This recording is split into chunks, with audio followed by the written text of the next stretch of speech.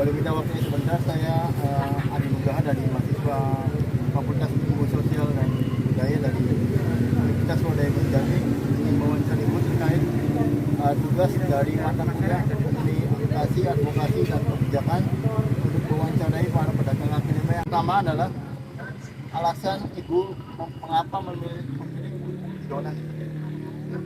Alasan Ibu mengapa memilih penjualan. Kalau di Jepang kan banyak peminatnya, terus makanan komunitas. Apakah itu sering terjadi itu apa yang namanya penertiban dari pihak tersebut? Itu kalau penertiban tersebut, kalau yang terakhir kapan, Bu? Bulan kemarin saya juga dari mahasiswa Universitas Swadaya Jambi bertanya, apakah kakak merasa terganggu dengan adanya pedagang kaki lima yang ada di trotoar ini? Satu, kenapa alasannya? Soalnya jalannya sedikit-sedikit, terus buat trotoar jadi sedikit gitu. Apakah kakak senang dengan adanya pedagang kaki lima yang ada di trotoar? Ya sedikit kurang ya senang, soalnya kan trotoar kan untuk jalan kaki, tapi ada pedagang itu kan membuat jalan kakinya jadi terganggu gitu. Bagaimana reaksi pengguna jalan dengan pedagang kaki lima yang ada di lingkungan ini? Karena ada yang terganggu, ada yang senang-senang biasa aja gitu. Bagaimana reaksi Anda jika pedagang kaki lima yang ada di jalan di toko tersebut ini ditertibkan jika tidak ada pedagang kaki lima di trotoar? Ya bagus-bagus aja, cuman jangan digusur secara paksa, diberi himbauan dari itu, terus diberi tempat yang lebih layak lah daripada di trotoar.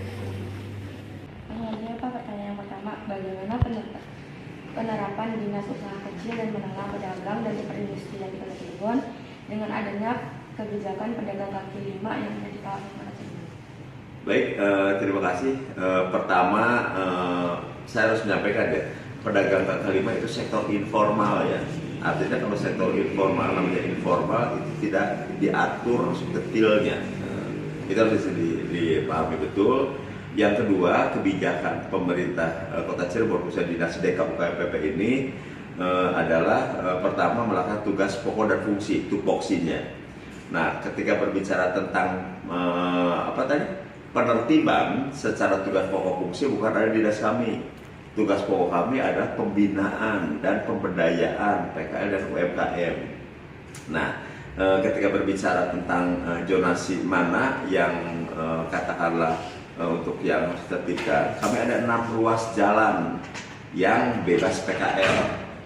Contoh satunya Jalan Siliwangi, terus Jalan Wahidin, Jalan Cipto. Saya lupa ada beberapa titik, 6 titik. Ada peraturan wali kotanya. Kalian nanti bisa di googling ya di JDIH tentang ruas-ruas jalan mana. Jadi kalau ada PKL di situ ya Pol PP, Polisi Pamong Praja yang akan menertibkan. Untuk yang punya tugas pokok penertiban pena kan Pol PP itu deh. Selanjutnya pertanyaan kedua, bagaimana pandangan dari Pol PP tentang pedagang kaki lima yang ada di sekitar trotoar? Artinya siapapun yang berusaha, yang melakukan sesuatu itu harus dengan ketentuan dan aturan. Misalkan contoh, ada pedagang kaki lima yang berdagang di trotoar. Secara aturan kan trotoar itu peruntukan untuk pejalan kaki gitu kan. Tapi secara existing ada pedagang kaki lima yang dagang di trotoar, artinya menyalahi aturan kan. Secara normatif ya kita tegur, kita lakukan sanksi, kita lakukan edukasi. Walaupun jujur itu belum maksimal, belum kami akui belum maksimal. Ditandai dengan apa? Masih ada pedagang-pedagang pedagang kaki lima yang dagang bukan diperuntukannya. Tapi kami dengan Pol PP melakukan beberapa penertiban walaupun belum maksimal 100% ya. Ini tugas. Karena ketika berbicara, saya bukan melegitimasi ya. Ketika berbicara pedagang, misalnya contoh aja, ini saya maaf ya bukan ke teman-teman mahasiswa menyindir, ya nyindir juga sih, nyindir juga. Misalnya di Ucogati, di UGJ, ada di trotoar yang dagang. Coba deh kerjasama semua konsumen, mahasiswa, masyarakat, termasuk kawin birokrat, jangan jajan di situ. pasti tidak akan laku. Kalau tidak akan laku, percaya saya akan tutup. Paling kasih narasi edukasi bahwa kami tidak mau jajan, tidak mau beli itu karena Anda melanggar aturan. Tapi kenyataannya apa? PNS banyak yang makan di sana, mahasiswa pada baik, masyarakat. Jadi butuh komprehensif untuk itu. Tapi bukan melegitimasi ya, ini bareng-bareng PR kita gitu. Mungkin selanjutnya ya Pak, sudah adakah dari pihak dinas usaha kecil menengah perdagangan dan industri yang terlibat mengenai sosialisasi terkait kebijakan?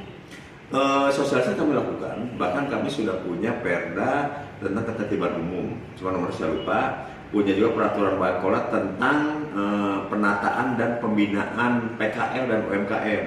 Makanya muncul di sana ada 6 ruas jalan KTL, kawasan tertib lalu lintas. Salah satunya tidak boleh ada PKL, makanya di Jalan Siliwangi tidak boleh ada PKL, Kartini tidak boleh ada PKL, Wahidin tidak boleh ada PKL, Cipto kalau tidak boleh ada PKL. Walaupun secara aturan tidak boleh kan, walaupun ada yang masih dagang, itu yang akan dieksekusi selama ini. Masih bandel, ya memang kami kan satu kota tidak mungkin bisa dihandle semua, tapi pelan-pelan tuh. Jadi ada kebijakan termasuk sosialisasi melalui Kominfo, melalui kami juga pembinaan ketika ada rapat pertemuan dengan UMKM terutama ya. Kalau PKL kan sebenarnya bukan tupoksi kami gitu kan. Kami dari mahasiswa Universitas Agati dari program studi administrasi publik ingin meminta waktu Bapaknya sedikit untuk kami wawancara. Baik, yang pertama, bagaimana kebijakan dari Satpol PP Kota Cirebon terkait peraturan daerah nomor 2 tahun 2016 tentang penataan dan pemberdayaan pedagang kaki lima? Sebenarnya kalau Satpol PP itu bukan ranah kebijakan, kan bahasanya kebijakan tentang Perda nomor 2 2016 ya, tentang penataan dan pemberdayaan kaki lima. Supaya Mbak sama Mas tahu, Satpol PP adalah tupoksinya itu penegakan Perda, ya kan, dan kebijakan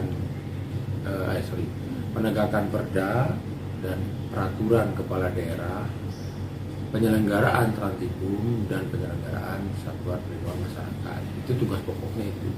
Yang jelas di garis bawahnya adalah penegakan Perda. Apabila itu Perdanya mengatur bahwa pedagang kaki lima di beberapa ruas jalan itu tidak boleh ada pedagang kaki lima, kita laksanakan itu. Bukan hanya Perda 2 2016 saja, ada beberapa Perda Kota Cirebon yang memang mengandung sanksi pidana. Tercatat, terinventarisir ada sekitar kurang lebih 58 peraturan daerah yang mengandung sanksi pidana. Yang mengandung sanksi pidana artinya apa? Itu kita bisa laksanakan, itu kita bisa penegakannya sampai dengan proses ke pengadilan. Seperti itu. Perda 2 2016 itu mengamanatkan bahwa di situ ada beberapa 6 ruas jalan yang bebas PKL. Jadi tidak boleh ada PKL di 6 ruas jalan itu. Turunannya jelas di Perda itu menyebutkan perwal ataupun SK Wali Kota. Apa saja kendala yang dihadapi Satuan Polisi Pamung Praja Kota Cirebon dalam proses penataan dan penertiban pedagang kaki lima? Ya, kalau proses di Pol PP itu jelas langsung kita melakukan penertiban dan penegakannya. Untuk penataannya kita berkoordinasi dengan Dinas Perindustrian dan Perdagangan atau yang sekarang itu disebut DKUKMPP. Untuk kendala dan hambatannya sebenarnya ada beberapa masyarakat yang memang pada waktu itu di 2019 kita melaksanakan penertiban dan penegakan tersebut. Itu masyarakat itu merasa Pak, saya tidak tahu, Pak, saya itu nanti cari makannya di mana dan lain sebagainya. Tapi dengan kita pendekatan persuasi, dengan sosialisasi terus menerus waktu itu sekitar hampir 1 tahun lah. Karena Perda 2 2016, berarti tahun 2016 kita melaksanakan penertiban di 2019. Itu ada jangka waktu panjang. Disperindak bersama dengan kita juga melakukan sosialisasi bahwa di 6 ruas jalan itu tidak ada atau tidak boleh adanya pedagang. Itu Disperindak membuat shelter. Shelter itu tempat-tempat kantong pedagang yang mana di situ ada di Siliwangi itu ada 2 di depan Pasar Keramat untuk satu BJD itu sama di sebelah alun-alun Kejaksaan yang selatan tempat Bekasi itu masuk sentra PKL di situ. Nah, di Citonya di sini sebelah markas, sebelahnya markas.